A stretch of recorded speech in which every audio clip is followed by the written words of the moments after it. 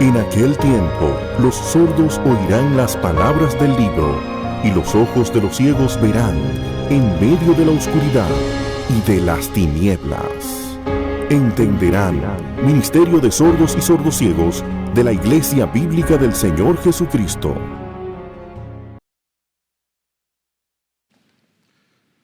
Muy buenos días, amados hermanos. Es un privilegio poder compartir la palabra de Dios en este día y esperar que Dios nos bendiga al predicarla. Queremos volver a recordar la actividad del viernes y también decir que aquellos que están en vías de matrimonio, son novios pero en vías de matrimonio, que sería muy bueno que vinieran también para que escucharan la palabra el próximo viernes. Alentaos unos a otros para estar aquí a escuchar este viernes esa charla para matrimonios. Oremos. Bendito Dios y Padre, nos unimos completamente a la oración que hizo el pastor Salvador al comenzar este culto de adoración. Nosotros queremos pedirte que tú uses el predicador para comunicar de una manera clara, precisa y con el poder del Espíritu Santo, para que este capítulo de Pablo, que es tan denso en cuanto a la unidad del Espíritu, a la comunión de los hermanos y a la vida dentro de la iglesia, sea una realidad para que esta iglesia siga creciendo en madurez y con su conducta de gloria a tu nombre. Padre, tú sabes que esto no lo podemos hacer nosotros si no lo haces tú. Y en ese sentido, suplicamos tu bendición, que tú desciendas con poder y que aún nos prepares para poder compartir la cena de una manera adecuada. Bendícenos, Señor, te lo imploramos en Cristo nuestro Salvador. Amén.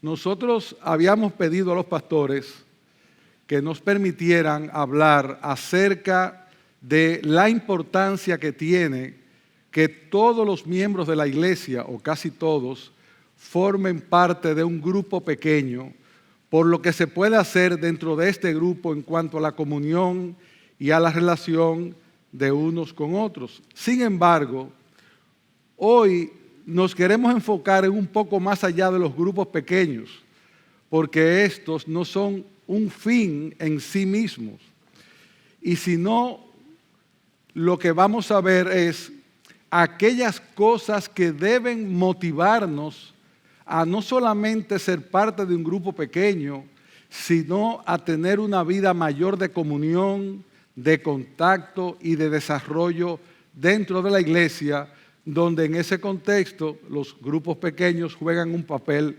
muy importante.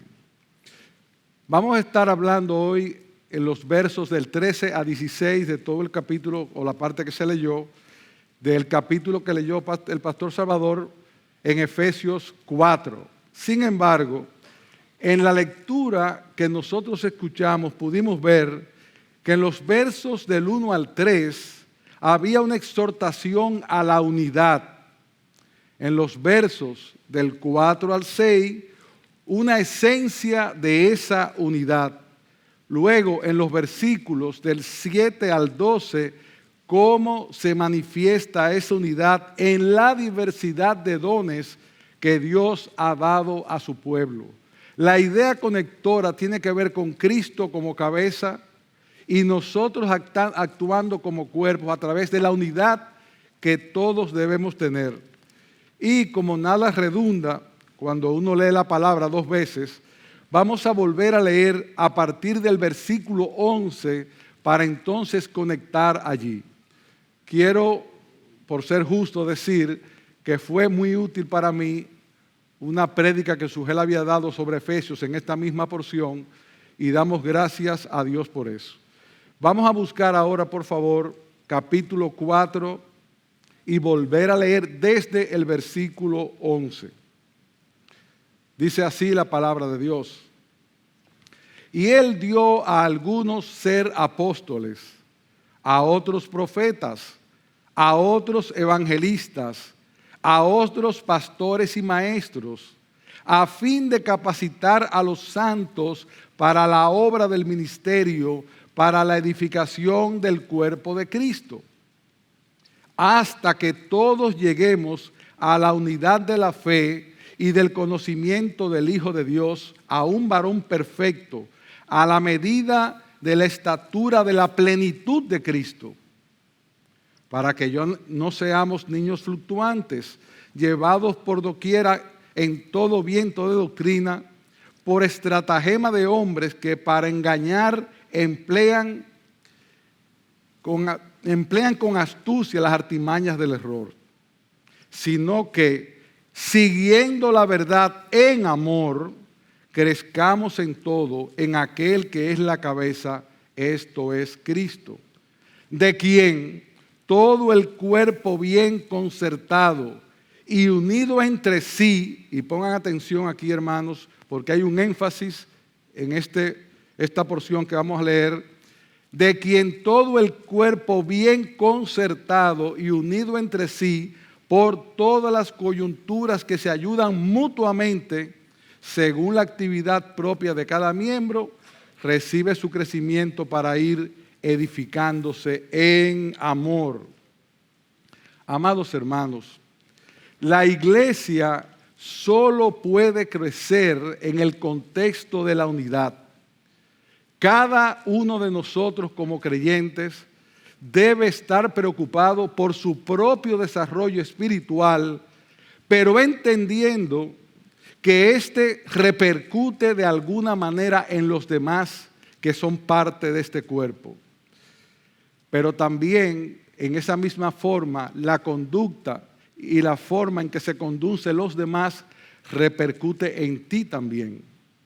Cristo nos salvó de una manera personal, pero debemos funcionar al igual que el cuerpo humano en interdependencia unos de otros. Nosotros, hermanos, formamos parte de un cuerpo y como tales estamos llamados a procurar el desarrollo proporcional de cada uno de los miembros que componen ese cuerpo. Y es ese proceso de crecimiento el que Pablo describe aquí muy claro en esto que leímos en el capítulo 4. En un cuerpo sano, todos sus órganos se desarrollan en dependencia los unos de los otros, a fin de crecer proporcionalmente. No podemos ver un cuerpo sano donde una parte crece más que la otra, eso es desproporcional. Sin embargo, en un cuerpo sano todos crecen proporcionalmente. Y usando esa misma analogía del cuerpo, la Biblia nos manda a procurar el desarrollo espiritual de cada uno de los miembros que componen el cuerpo local, donde todos somos partes. Procurar el desarrollo del conjunto es una responsabilidad personal, es algo que cada uno de nosotros tiene que hacer, y es lo que describe Pablo en esta porción que leímos. En los versos que vamos a estudiar, veremos cómo Cristo ha repartido en la iglesia aquellas capacidades que sus miembros necesitan para contribuir al desarrollo de todo el cuerpo. Hermanos, cada uno de nosotros tiene algo importante que aportar, porque si Cristo te puso aquí, te puso con un propósito muy definido y muy claro. Todo verdadero creyente tiene dones espirituales que necesita, es importante que ponga al servicio de los demás. Y en este contexto quiero leer Romanos 12, 4 al 5, que dice: pues así como en un cuerpo tenemos muchos miembros, pero no todos los miembros tienen la misma función, así nosotros que somos muchos, somos un cuerpo en Cristo e individualmente miembros los unos de los otros. Romanos capítulo 12, versos 4 y 5. No son los pastores, los diáconos, los líderes, los que enseñan, quienes deben hacer todo en la iglesia, amados hermanos. Estos pastores, líderes y estos hermanos diáconos y estos que enseñan son un regalo que Cristo ha dado a la iglesia para que ministren y para preparar a los santos para que hagan la obra del ministerio. Pero son los santos los que están llamados a ministrar con eso que aprenden a través de las enseñanzas que se dan cada domingo y de múltiples maneras. Por lo tanto, si tú no lo sabías, tú también eres ministro de Cristo desde el momento que te convertiste. Ministros no son los que se paran aquí a predicar la palabra. Ellos son ministros de predicar la palabra. Pero tú eres un ministro de Cristo para equipar a los santos y para llevar a otros el evangelio.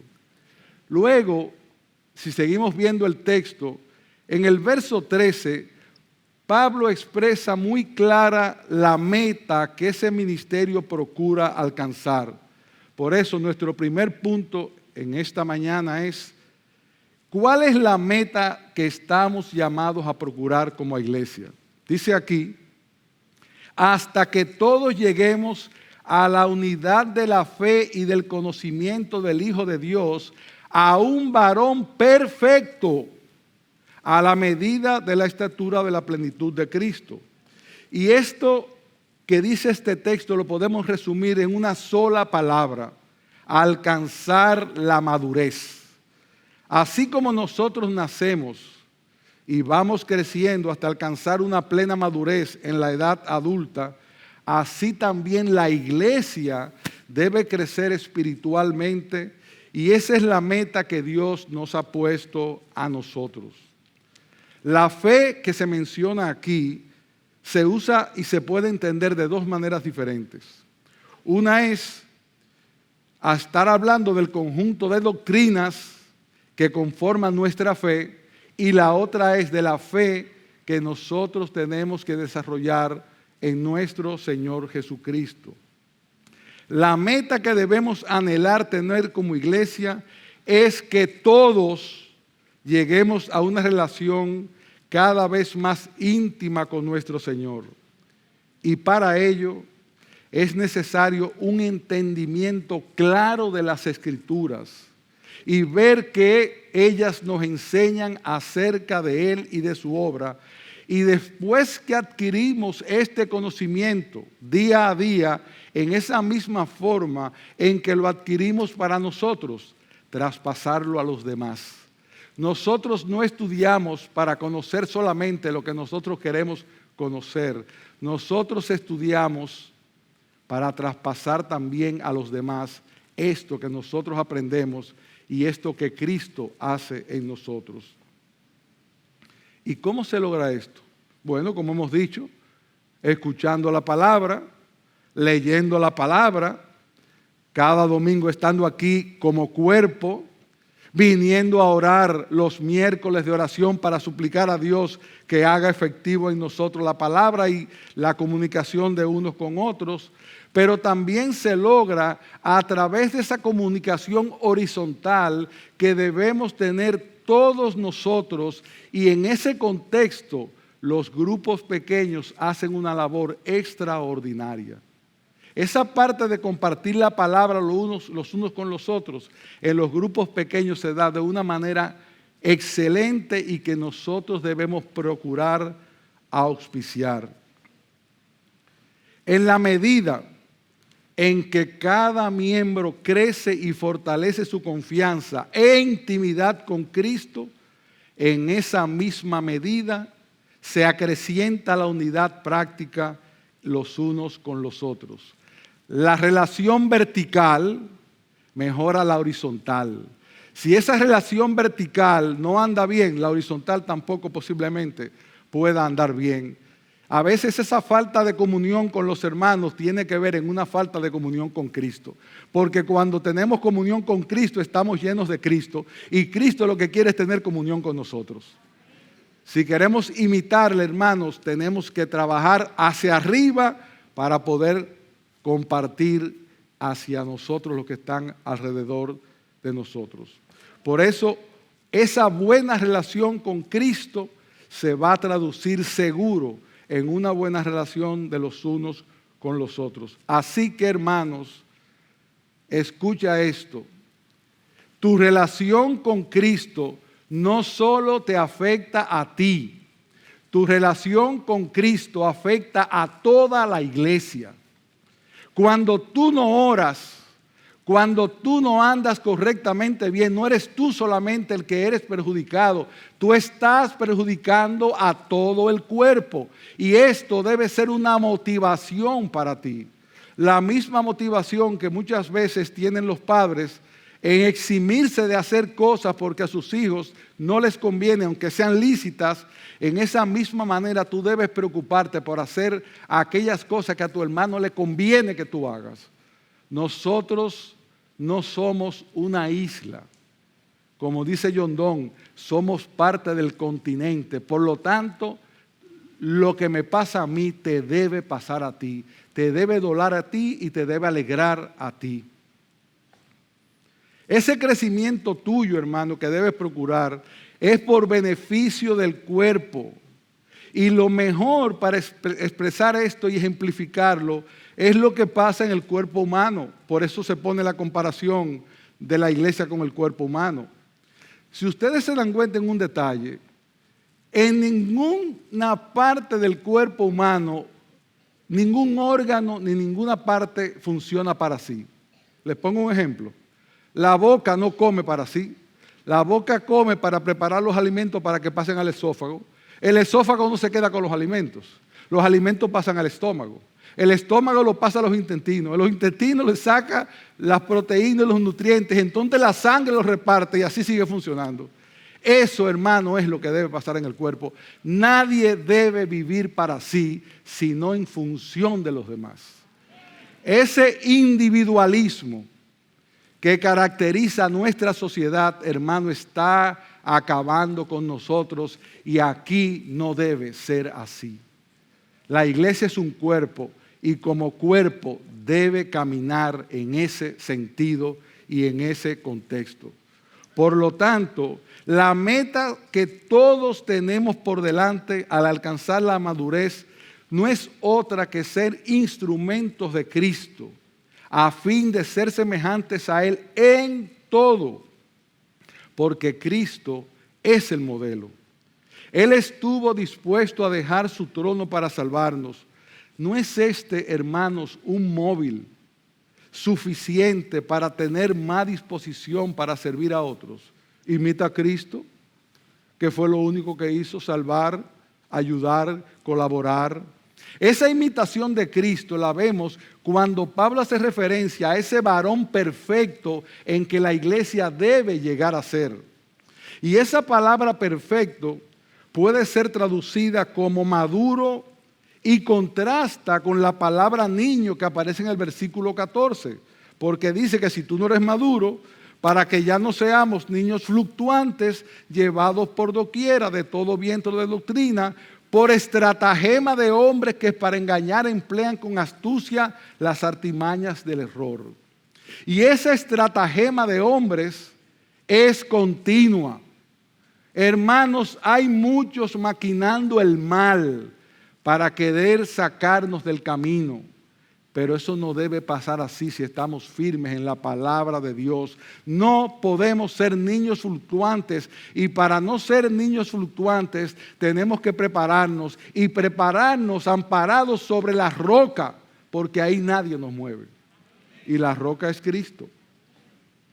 En pocas palabras, ser perfectos es hacer lugar para desarrollar y experimentar la madurez suficiente en donde darnos a los demás sea una forma de vida, porque con esto estamos imitando a Cristo.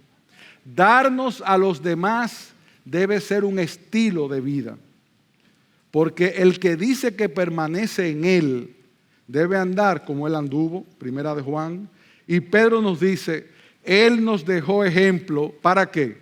Para que sigamos en sus pisadas. Allí es donde todos debemos llegar. Sabemos, hermanos, que esta es una meta imposible de alcanzar completamente de este lado del cielo. Pero lo que Pablo nos presenta en nuestro texto es que este proceso de madurez y crecimiento ya está en acción con la ayuda del Espíritu Santo. Y debe ser evidente aquí y ahora. Y debe ser continuo en nuestro andar cada día. Muchas veces decimos, yo estoy loco por estar en el cielo, para poder alabar junto con todos los santos de todos lugares, para encontrarme con aquellos que partieron. Ese es un buen anhelo, pero comienza ahora a practicarlo aquí, que el cielo todavía no te ha llegado, ojalá venga pronto. Es ahora que tienes que practicar. ¿Tú sabes por qué? Porque es ahora que esos seres imperfectos que te rodean, así como tú eres imperfecto, están al lado de ti. Y en esa imperfección Dios quiere trabajar contigo y Dios quiere trabajar conmigo. Entonces, comencemos ahora a practicar lo que vamos a hacer por la vida eterna. ¿Y cómo debe reflejarse esto en la vida y ministerio de la iglesia? Y de una forma particular en los grupos pequeños, cuando están en nosotros las marcas del crecimiento que Pablo menciona en el versículo 14. Y ese es nuestro segundo encabezado.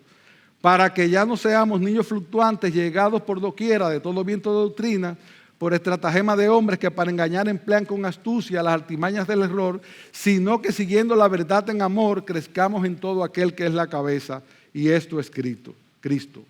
Pablo menciona dos marcas esenciales. La primera es estabilidad doctrinal.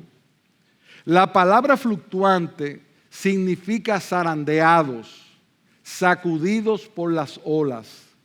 Y en este contexto, hermanos, nosotros estamos sacudidos por las olas todo el tiempo. ¿Por qué?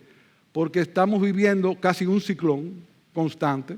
No son ciclones que vienen cada verano, no. Estamos metidos en ciclones que vienen uno detrás del otro y esos vientos nos van a desarraigar si nosotros no nos ponemos el propósito de arraigarnos, como decíamos antes, en la palabra de Dios. Ahora, la segunda marca que se presenta en ese texto de ahí, en ese versículo, es que se debe presentar o hacer una vida práctica como cristiano que esté enraizada en dos aspectos importantes. En la verdad, y la verdad es Cristo y la Escritura, y en el amor. Pablo quiere que la verdad de Dios revelada en su palabra nos gobierne en todo cuanto pensamos, decimos o hacemos, pero todo eso en un clima de amor. De la abundancia del corazón habla la boca. Si tú tienes la palabra en tu corazón, no importa del tema, aunque sea de pelota, la palabra de Dios sale de alguna manera. O está permeada por la palabra de Dios lo que estás hablando, aunque no sea de la palabra en sí mismo. Porque de la abundancia de lo que tenemos, eso damos. Ahora, si tú no tienes la palabra, ¿qué puedes dar? Vas a hablar de gimnasio, vas a hablar del carro, vas a hablar de mil cosas. Y eso no es que está malo. Ahora, la palabra permea aún esas conversaciones, porque ella debe gobernar nuestro corazón. Por otro lado, no solamente la palabra debe gobernar nuestros corazones para comunicarnos, sino la otra parte que dice Pablo, la verdad y el amor. Amor que debe movernos al discipulado mutuo, a una preocupación genuina por profundizar en el bien personal de los demás. Amor que se traduce en llevar a muchos al Evangelio. Amor que nos lleva a gastarnos sirviendo al Señor y a su iglesia. Hermanos míos, no piensen que aquellos que trabajan en la iglesia como diáconos, en diferentes ministerios, en diferentes actividades, liderando grupos pequeños, en la música, lo hace porque el tiempo les sobra. A muy pocos les sobra el tiempo. Porque yo me puedo dar cuenta, en el caso de los diáconos, con quienes tengo contacto, que a las 10 de la mañana de cualquier día o de todos los días hay una llamada para ayudar a un hermano. Y usted sabe desde dónde ese hermano está haciendo la llamada para ayudarlo o visitándolo. Desde su trabajo es que lo está haciendo. Yo no digo que dejen de hacer su trabajo porque eso también está mal. Lo que estoy diciendo es que no están vagos, están trabajando, pero están también dando prioridad al reino de Cristo. O cuando van en la noche a visitar a un enfermo, no lo hacen porque la noche les sobraba. Ellos dejaron a su familia para hacerlo. Hermanos, gastarse en el cuerpo de Cristo implica sacrificio. Y por lo tanto, todos estamos llamados no solamente a participar en un grupo pequeño, sino también a darnos de muchas maneras. Miren, nosotros podemos conocer mucho la Escritura. Nosotros podemos asistir puntualmente a todos los cultos. Es más, podemos cumplir con todo lo que se supone que un cristiano haga. Pero si no tenemos amor, seremos como un metal que resuena o un címbalo que retiñe. Ese texto de 1 Corintios 13, que tanto usamos para hablar de ese amor en el matrimonio, ¿ustedes saben dónde debe manifestarse ese amor? Es en el contexto de la iglesia. Todo eso que habla Corintios 13 debe manifestarse en el contexto de la iglesia. No es sufrido, es benigno y todo lo demás. El amor que nos mueve es el mismo amor que movió a Dios, y si queremos imitarle, Cristo es el ejemplo a seguir. Es el amor de Cristo en nuestros corazones los que nos moverá todo el tiempo a hacer cosas por los demás. Nuestro tercer punto, entonces, ¿cómo avanzamos hacia esa meta? Y eso está clarísimo en el versículo 16. De quien todo el cuerpo, bien concertado y unido entre sí, por todas las coyunturas que se ayudan mutuamente según la actividad propia de cada miembro, recibe su crecimiento para ir edificándose en amor.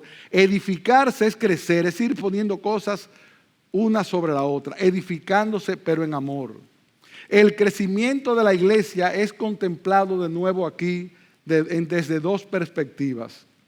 Una, lo que Cristo hace en nosotros, de quien todo el cuerpo recibe su crecimiento para ir edificándose en amor.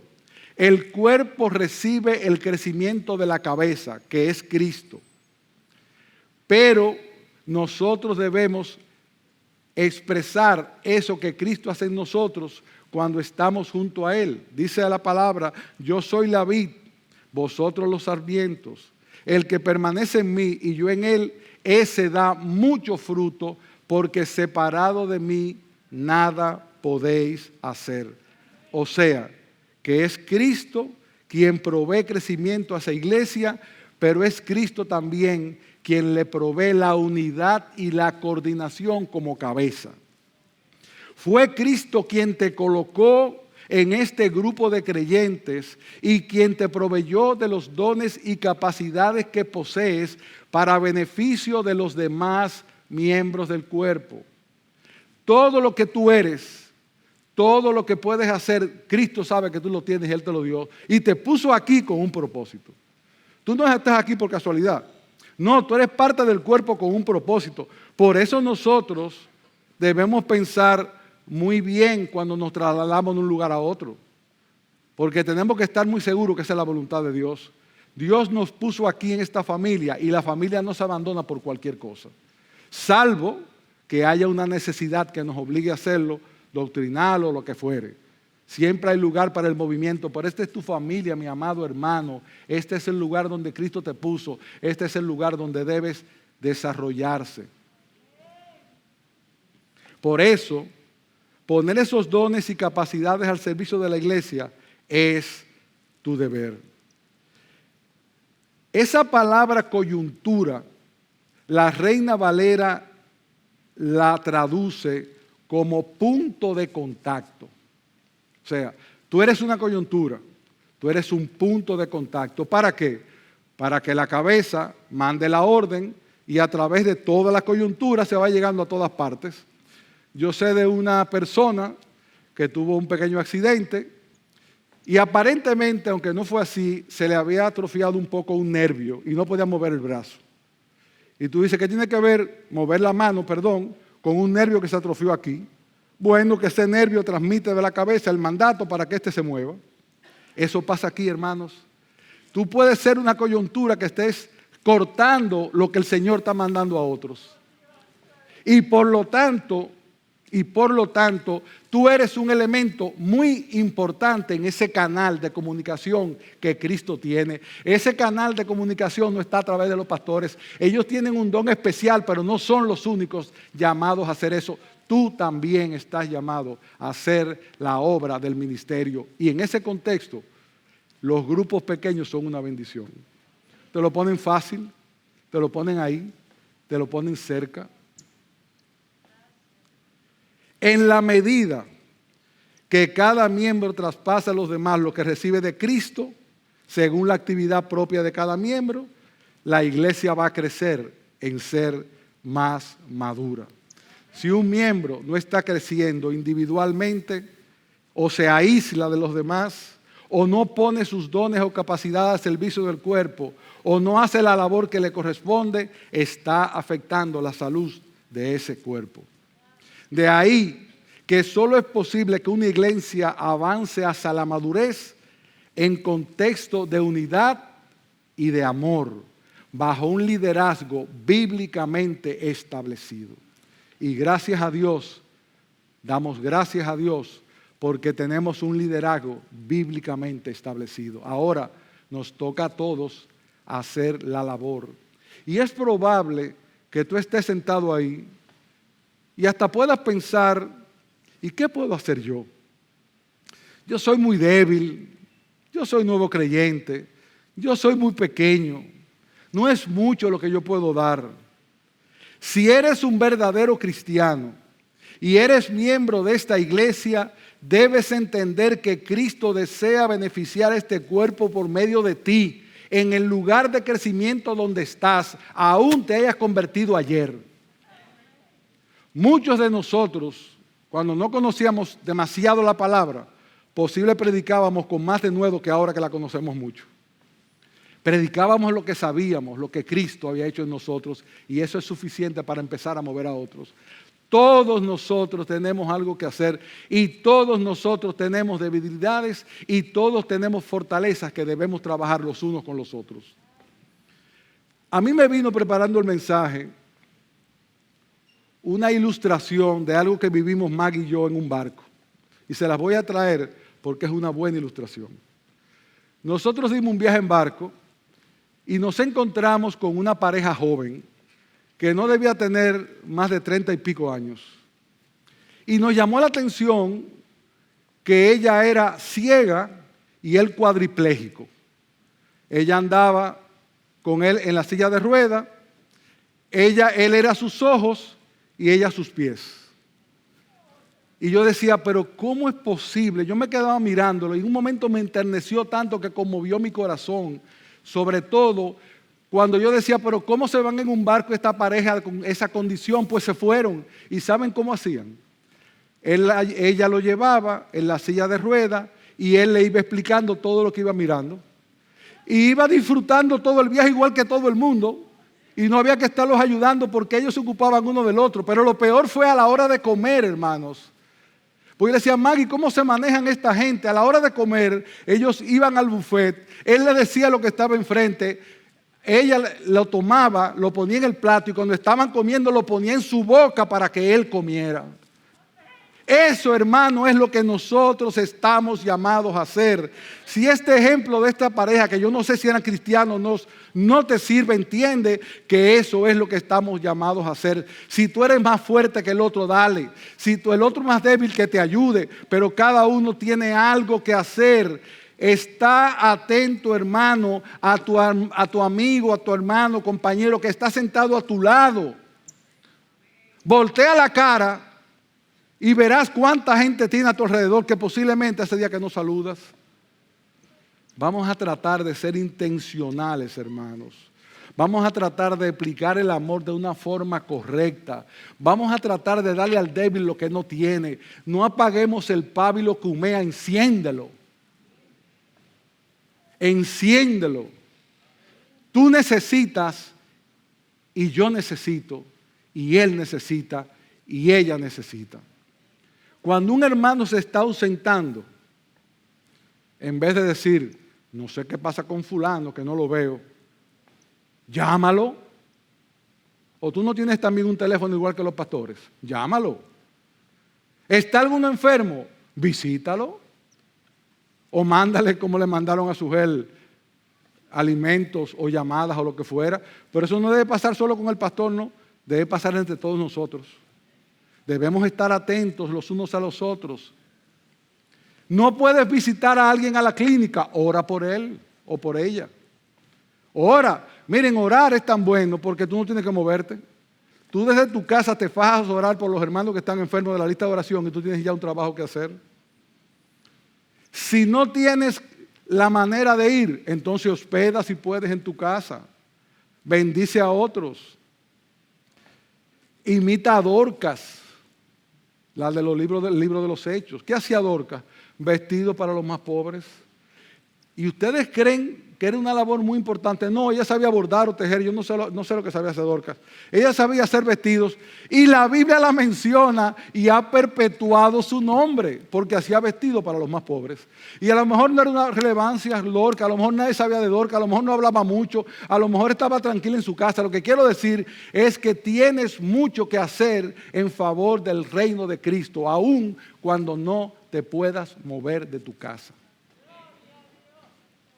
Dios te ha provisto recursos económicos, compártelos. Ahorita oraban por las misiones. Si tú no vas, da para mandar a otros. Ayuda a aquel en necesidad. No le digas, hermano, vete por la sombrita. Y en eso quiero aclarar, esta es una iglesia generosa, extremadamente generosa, porque en el tiempo del COVID, aun cuando los recursos de todos mermaron, aquí no le faltó comida a nadie posiblemente. Y eso fue ¿de quién? De parte de Dios, a través de todos vosotros. Sigue aumentando tu generosidad, porque dando es como nosotros recibimos. Por otro lado, esa necesidad de compartir la palabra que se da en los grupos pequeños debe traer un balance también al respecto. Es verdad que los pastores alentamos a los grupos pequeños porque entendemos la bendición que han sido para muchos y lo estamos alentando con esta prédica de hoy para que sigan creciendo y se sigan multiplicando. Pero, cuidado, la iglesia no es tu grupo pequeño solamente. La iglesia sale fuera del grupo pequeño. El grupo pequeño es un buen lugar para desarrollar todos esos unos a los otros, pero no el único lugar. Ahí tú te recargas para llamar a otros, porque la iglesia sigue funcionando como un cuerpo. No solamente es el grupo pequeño. Y en una iglesia grande como esta, es verdad, hermanos, para no poner una carga innecesaria, que todos tendremos el mismo grado de intimidad. No es posible. Pero yo debo procurar el mayor grado que yo pueda procurar según mis posibilidades. Saluda, acércate, mueve. Hermanos, la iglesia no debe ser como un cine. ¿Y por qué digo como un cine? Porque usted va al cine, ve la película, no habla con el que está al lado y se va. No. La iglesia es un lugar de comunión para adorar juntos a Dios. Y tiene que haber coyuntura, tiene que haber contacto, tiene que haber acercamiento. Y para darle al Señor hay que sacrificarse, porque no vamos a dar a Él nada que no nos cueste. Por eso hay que venir al culto de oración. No es fácil el taponcito. ¿Ustedes quieren que le diga la verdad igual que Lester? A mí no me gusta venir con el tapón que hay, pero hay que venir. Porque cuando vengo salgo con la pila recargada. Nadie quiere coger tapón, pero nadie, absolutamente nadie. Hermano, pero es importante que venga porque aquí conocerás las necesidades y aquí suplicarás a Dios por aquellas cosas que la iglesia necesita. Finalmente, algo que queremos seguir enfatizando en cuanto a los grupos pequeños, y es el hecho de que los grupos pequeños no son en sí un estudio bíblico, aunque la palabra sea el centro, sino que es un lugar para darte y estar atento a los demás, practicar el compañerismo cristiano, ser transparentes, un lugar para ayudar a otros a crecer y estar atentos a las diferentes necesidades que se presentan. Y damos gracias a Dios por esos grupos que han sido de una tremenda ayuda para los pastores y para los diáconos, por el trabajo que realizan, pero queremos más. Pregúntate, hermano, ¿quién nuevo de la iglesia necesita ser discipulado y atráelo a tu grupo? Ocúpate de esas nuevas ovejas.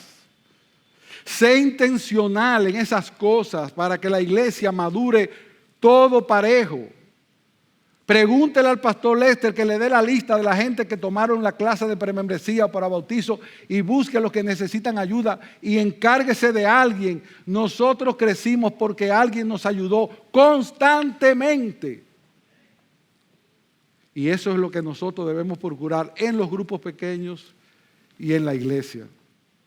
Si nosotros no podemos liderar un grupo pequeño, Dios no te va a pedir cuenta por eso. Ahora, si tienes la capacidad para liderarlo y no lo haces, Dios te va a pedir cuenta por eso. Porque necesitamos líderes para hacer más grupos. Y ese es otro llamado. Y si tú no puedes ser líder ni nada por el estilo, entonces hay otra cosa que puedes hacer que no cuesta nada. Y no importa tu nivel de pobreza. Pon tu casa, pon tu patio. Hay una lista grandísima en Romanos capítulo 16. Y esa lista grandísima tiene que ver con gente que en su casa tenían una iglesia, un estudio. Ellos no eran los que estaban predicando. Simplemente ellos pusieron su casa y por eso aparecen ahí. Hay una lista de hombres y mujeres, Junías, Nereo, yo no sé cuántos nombres, pero todos porque colaboraron con Pablo de alguna manera. Nuestro llamado, hermanos, es a ser intencionales en ser una coyuntura que transmita las órdenes de la cabeza, que es Cristo, para que la iglesia crezca en la madurez y tú seas parte importante de ese crecimiento. Y en ese sentido, los grupos pequeños son una bendición. Si no estás, procura estarlo. Y si lo estás, procura alentarlo, porque hay grupos que están un poco desmotivados. Entonces, motívalos, llámalos. Motiva tú, no esperes que lo hagan por ti, motiva tú. Y tú vas a ver cómo vamos a seguir siendo bendecidos, porque ya lo hemos sido, a través de este ministerio tan importante que en la época de la pandemia jugó un papel extraordinariamente relevante en la vida de esta iglesia. Si no sabías en qué involucrarte, ahí hay una lista enorme en el día de hoy. Arranca.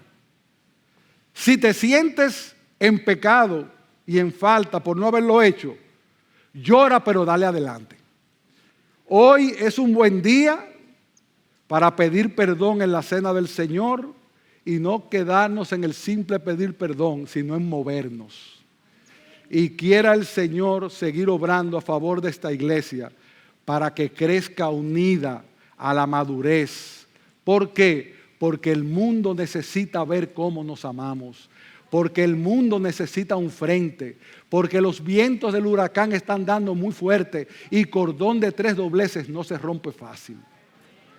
Así que, hermanos, esperamos que la palabra haya obrado en tu corazón y te haya movido, no a hacer muchas cosas, a hacer la que puedas. Porque en ese sentido el Señor es tan bueno que Él no te pide que des más de lo que te ha dado. Ahora, no guardes tus talentos porque te va a pedir cuenta. Que Dios los bendiga y ahora vamos a pedir para pasar a la cena del Señor. En la cena pueden participar todos aquellos que están bautizados y en una verdadera comunión con Cristo. Así que pido por favor a los sugieres que pasen aquí adelante para compartir los elementos.